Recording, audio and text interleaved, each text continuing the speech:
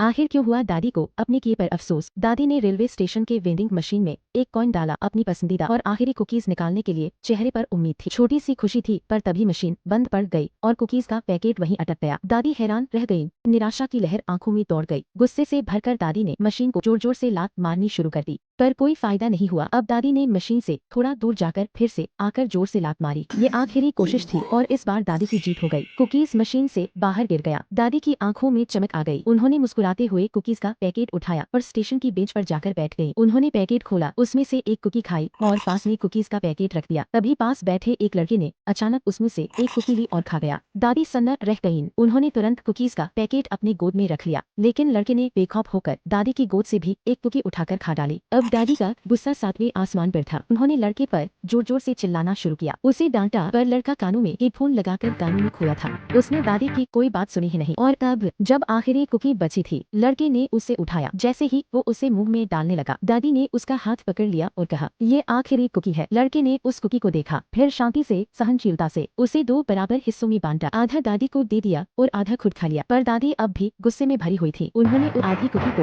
अपने हाथ से मसल दिया और गुस्से में उठकर ट्रेन में चढ़ गईं। जाते जाते उन्होंने आखिरी बार लड़के की तरफ देखा और सोचा, कितना बेशर्म लड़का है ये। ट्रेन में बैठकर टीसी को टिकट दिखाने के बाद जैसे ही दादी टिकट को बैग में रखने लगी, उन्हें बैग में वही कुकीज का पैकेट दिखाई दिया। दादी हैरान रह गईं। कुछ पल के लिए सब थम गया। उन्हें याद आया, जो कुकीज उन्होंने खरीदी थी वो तो उन्होंने बैग में रख दी थी, और जो कुकीज खाई थी वो उस लड़के की थी। अब दादी की आंखें भर आईं। दिल में एक गहरी चुभन और पछतावा था। उन्होंने उस मासूम लड़के को डांटा, जो चुपचाप सब सहता रहा, और आखिरी कुकी भी बांट ली। जाते जाते ट्रेन की खिड़की से दादी ने लड़के की ओर देखा और एक छोटी सी माफी भरी मुस्कान दी। दिल से निकली एक मुस्कान जो कह रही थी, माफ कर देना बेटे।